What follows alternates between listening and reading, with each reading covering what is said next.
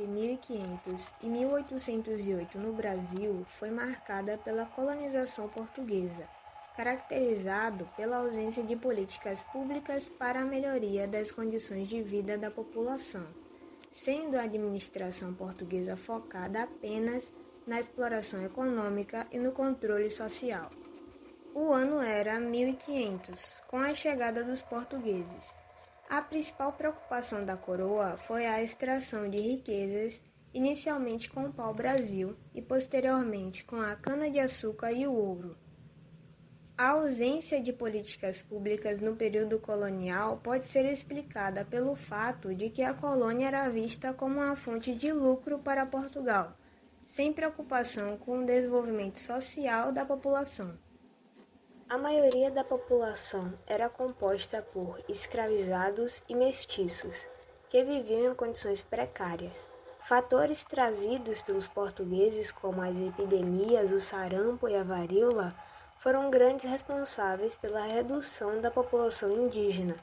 Isso contribuía bastante para que esses povos vissem os europeus como plena ameaça e realizassem resistência investidas. Posteriormente, no século XVIII, com a descoberta do ouro em Minas Gerais, a coroa portuguesa intensificou a exploração. No entanto, esses recursos não eram revertidos para o bem-estar da população, sendo enviados para Portugal. Essa ausência de políticas públicas contribuiu para o crescimento de desigualdades sociais e para o descontentamento da população, o que fomentou revoltas como a Inconfidência Mineira em 1789, e foi apenas em 1808, com a chegada da família real ao Brasil, que começaram a surgir iniciativas mais estruturadas para a organização da sociedade. Quando a família real portuguesa chegou ao Brasil, no início do século XIX, o país viveu uma verdadeira transformação. A chegada da corte não trouxe apenas novas autoridades, mas também um fluxo intenso de investimentos em infraestrutura que marcaram o início de um processo de modernização fundamental para a saúde no Brasil. Foi nesse contexto que surgiram as primeiras escolas de medicina e cirurgia, como a Escola de Cirurgia do Rio de Janeiro e o Colégio Médico Cirúrgico do Hospital Real Militar, em Salvador. Essas instituições foram essenciais para o crescimento da medicina no Brasil e para a formação de médicos brasileiros que começaram a substituir os estrangeiros que atuavam no país. Entre as medidas mais impactantes desse período, destaca-se a criação da Junta de Higiene Pública, em 1850, que teve um papel crucial no combate à febre amarela e à cólera, prevenindo o avanço dessas doenças no Brasil. Além disso, esse foi o início do processo de higienização das cidades. Com a transferência da capital de Salvador para o Rio de Janeiro, as autoridades começaram a implementar reformas urbanísticas para evitar contaminações e melhorar as condições de saúde da população, um passo importante para modernizar o país. Porém, nem todos os brasileiros se beneficiaram igualmente dessa modernização. Teorias médicas da época associavam as doenças ao ambiente, que levou muitos dos mais pobres, especialmente os negros escravizados, a viverem afastados das grandes cidades, em condições precárias, longe de uma assistência médica adequada. Por outro lado, as Santas Casas de Misericórdia surgiram como uma alternativa vital para os mais carentes. Mantidas por religiosos e sustentadas por caridade, essas instituições eram responsáveis por oferecer atendimento médico a quem não podia pagar, garantindo assistência de saúde para grande parte da população.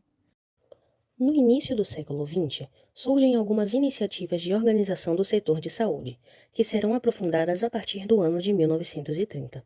A saúde pública, na década de 1920, adquire novo relevo no discurso do poder com a nova visão que a saúde pública influenciava diretamente com as questões econômicas, pois o adoecimento da população e da classe trabalhadora poderia acarretar a diminuição da produção, da exportação e da quantidade de imigrantes no país. Com isso, o presidente Rodrigues Alves adotou medidas que mudaram o Rio de Janeiro, ao implantar um conjunto de reformas urbanas de saneamento que objetivavam transformar e erradicar os ciclos de epidemias que existiam anualmente.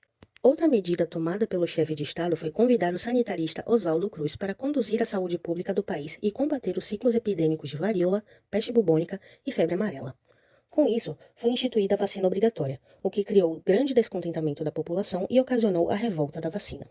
O fator que marcou esse período foi a reforma sanitária, que difundiu a ideia de educação sanitária, colocando as questões de higiene e saúde do trabalhador em pauta e com uma estratégia para a promoção da saúde e prevenção de doenças. A Reforma Carlos Chagas, de 1923, tentou ampliar o atendimento à saúde por parte do poder central, constituindo uma das estratégias da União de Ampliação do Poder Nacional no interior da crise política em curso, sinalizada pelos tenentes a partir de 1922. Com isso, as classes trabalhadoras mais articuladas politicamente, sendo ferroviários, estivadores e os marítimos, lutaram pela organização das caixas de aposentadorias e pensões, os CAPs, que foi instituída em 1923 através da Lei Eloy Chaves, construindo um embrião do seguro social, no qual seriam assegurados benefícios aos trabalhadores, bem como na prestação de serviços do tipo de consultas médicas e fornecimento de medicamentos. O início dos anos 30 foi um período marcado pelo início da transição demográfica e epidemiológica.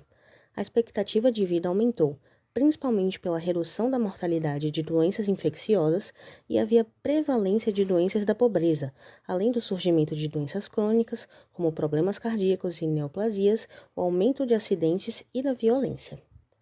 Com a Revolução de 1930 e Getúlio Vargas assumindo o governo, o Estado assume o papel regulador da economia com foco na industrialização.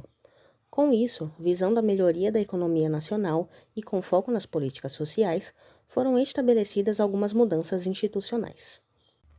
A criação, em 1930, do Ministério do Trabalho, Indústria e Comércio, MTIC, e o Ministério da Educação e Saúde Pública, MESP, que atuou como instrumento burocrático cujo propósito era consolidar uma estrutura de serviços em todas as regiões do Brasil.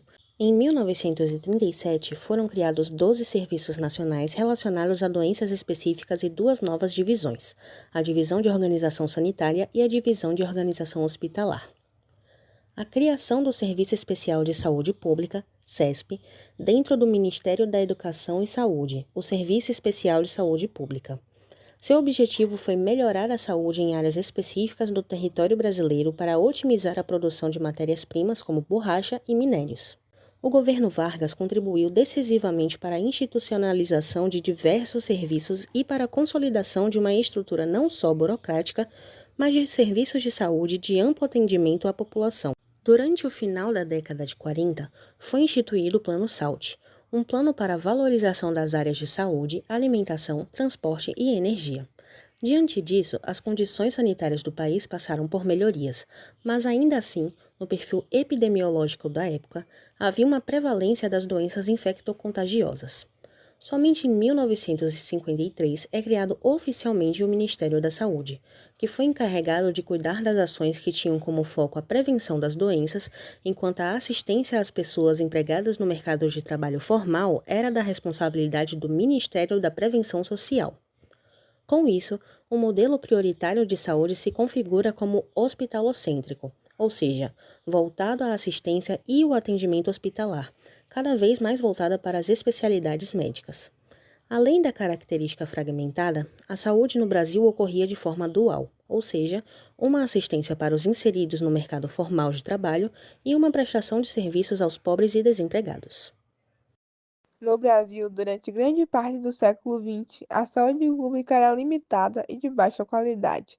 Essa realidade foi resultado da atuação do Ministério da Saúde, que, embora tenha permitido a redução de doenças como tuberculose e hanseníase, não conseguiu avançar significativamente na melhoria da assistência médica para a população em geral. O sistema de saúde ainda estava muito voltado para a assistência privada, oferecida principalmente pela medicina previdenciária. Para os trabalhadores e suas famílias, a assistência à saúde era garantida por meio dos Institutos de Aposentadoria e Pensões, as IAPs. Com o tempo, o governo tentou reorganizar esse sistema, criando órgãos especializados como o Sistema Nacional de Previdência Social, o SIMPAS. Esse movimento culminou em 1966 com a criação do IAPAS, que mais tarde se tornaria o INPS, o Instituto Nacional de Previdência Social. A grande questão era que esses órgãos prestavam assistência médica de forma restrita, apenas para os trabalhadores formais e seus dependentes, limitando o acesso de grande parte da população. Em 1974, o governo criou o Ministério da Previdência e Assistência Social, com o objetivo de ampliar o acesso à saúde. Foi implementado o Plano de Prontação, que permitia que hospitais e clínicas privadas atendessem emergências, independentemente de o paciente ser ou não segurado pela Previdência. Mas a verdadeira mudança só começaria a acontecer na década seguinte. Em 1975, surgiu a proposta do Sistema Nacional de Saúde durante a Quinta Conferência Nacional de Saúde. No entanto, essa proposta encontrou resistência por parte dos empresários da saúde, que temiam uma maior regulamentação e controle. A partir daí, o governo brasileiro se concentrou em programas de saúde específicos, os chamados programas verticais. Foi a Conferência de Alma-Ata, em 1978, que o conceito de atenção primária à saúde ganhou força no mundo todo, incluindo no Brasil. Esse novo modelo enfatizava a importância da prevenção e do cuidado básico, de forma acessível a toda a população. No Brasil, o governo de Figueiredo tentou implementar o Plano Prévio Saúde, focado na atenção primária e na participação comunitária, mas o projeto nunca chegou a ser colocado em prática devido a um forte boicote de empresários do setor e dirigentes do INAMPS. Em 1972, o CONASP foi criado, trazendo avanços importantes como a eliminação do pagamento por serviços prestados pelo setor privado contratado pelo INAMPS e a criação de autorizações para internações hospitalares. Esses movimentos fizeram parte da reforma sanitária, um movimento crescente que teve apoio de profissionais de saúde, sindicatos e intelectuais. A década de 1980 foi marcada pelo fortalecimento desse movimento, o que culminou na oitava Conferência Nacional de Saúde, em 1986, já no período da Nova República. Pela primeira vez, civis puderam participar ativamente na construção de um novo modelo de saúde para o país. As deliberações dessa conferência foram essenciais para a criação do Sistema Único de Saúde, o SUS, que foi oficialmente instituído na Constituição de 1988. Após acompanhar a linha do tempo da saúde pública no Brasil, vamos refletir um pouco sobre as conquistas e desafios?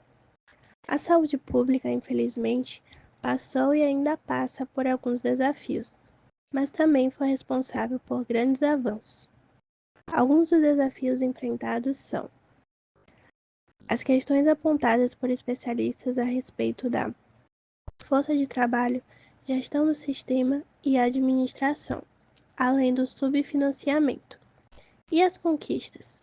Acessibilidade da população à saúde, controle de epidemias e pandemias, vacinação para a população, diminuição da contaminação e propagação de doenças, assistência farmacêutica, financiamento de transplantes e vigilância sanitária atuante.